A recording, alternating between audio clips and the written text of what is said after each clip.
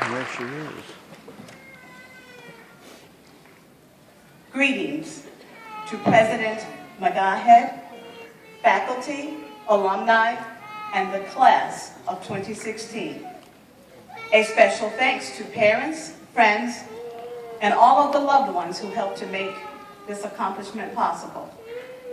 I consider it an honor and a privilege to stand before you and deliver this commencement speech. First of all, I'd like to congratulate each and every one of you. My intention is to fill your minds with inspiration, touch your hearts, and provide you with motivation and direction that will make a difference in your life, not just today, but for years to come.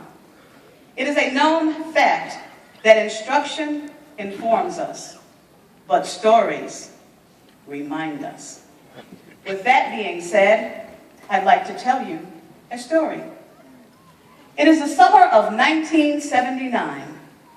I'm sitting at a table in the high school cafeteria, having lunch with some of my fellow classmates and two instructors, one of whom happens to be my geometry teacher, Mr. Alexander. There is an intense conversation going on between the two instructors. Mr. Alexander decides to take a survey among us students. Clockwise, questions are raised to each of us. Finally, it's my turn. Brenda, what is the highest level of education that anyone in your family has obtained? Asked Mr. Alexander. I have an uncle who's an attorney, I answered. That is not what I asked you. I asked you what is the highest level of education in your family. Did your mom or your dad complete college, he asked. No, I answer. Did your mom or your dad finish high school, he questions. Again, I answer no. Leaning towards the other instructor, he says, see what I told you? Lifting his right hand and making a circular motion in the air, he continues speaking. It's the same thing all around. For most of them, this is as good as it gets. They'll never see college. If they do, they won't finish. Most of them are going to end up on drugs, on welfare, with a house full of kids, in jail, or dead. They have nothing to look forward to. Shocked and dismayed, I can't believe what I'm hearing. Mr. Alexander is making it seem that death, destruction, and despair is our future? I know this can't be true. I decide to speak up. I want to go to college, I state. The conversation stops. Mr. Alexander turns his face towards mine. You'll never make it.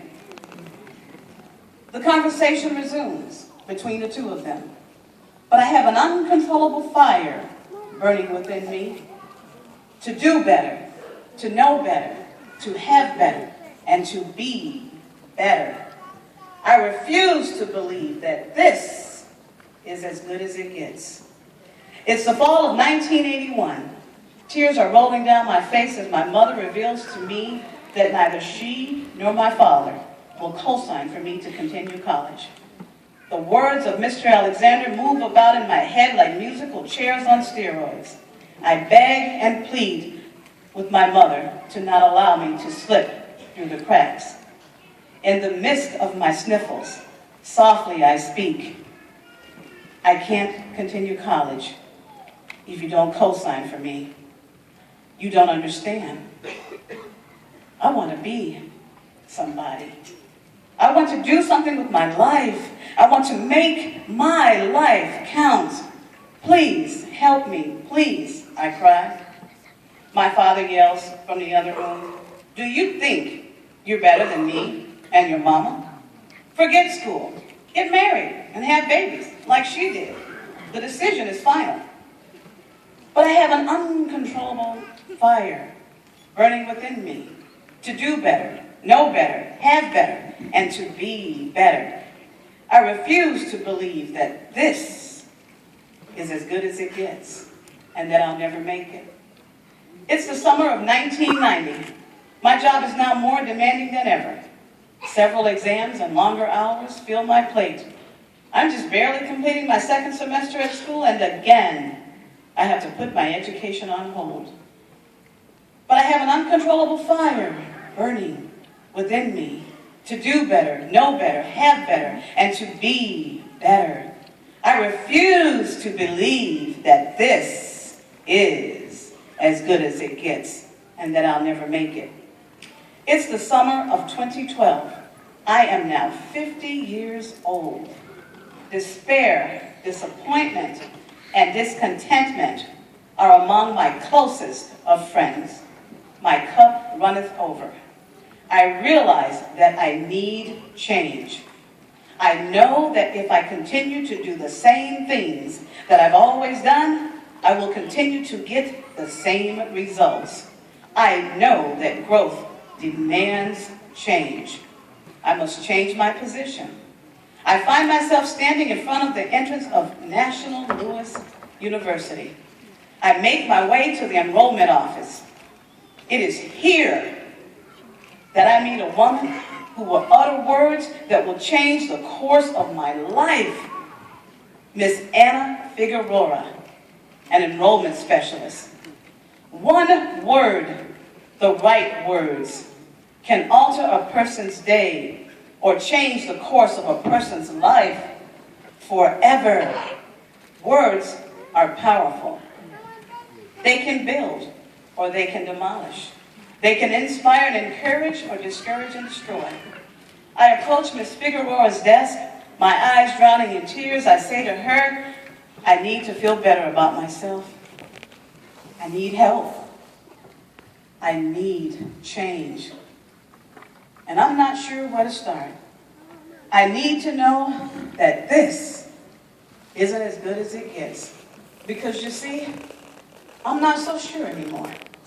It doesn't take long for Miss Figueroa's bedside manner to provide me with enough comfort and inspiration and encouragement to enroll in school. My first week of class, I find myself sitting in a room filled with computers, younger students, and with an instructor talking about Blackboard, PowerPoint presentations, and online classes. This is nothing like the school I remember. Fear, disappointment, doubt, and despair consume me. I inform the professor that I've made a mistake. It looks as if I've waited too late. I gather my things and walk towards the door. A young girl of 24, Victoria Harlan, runs past me. She blocks the exit. She says, "Oh no, you're not leaving. You've come too far." The hardest part was getting here. I'm not letting you leave. I wish my mother had the courage to come back to school. If it's a friend you need, I'm it. If it's paper, a book, or to learn how to use a computer, I'm here. But you're not leaving. Once again, tears fill my eyes. When National Louis informed me that I completed my requirements for my degree, I phoned at least 3 times to verify what my ears were hearing.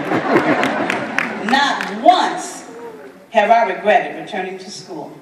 Not once have I regretted attending National Louis University. National Louis University was the bridge between there and here, hope and despair. I was over there, but now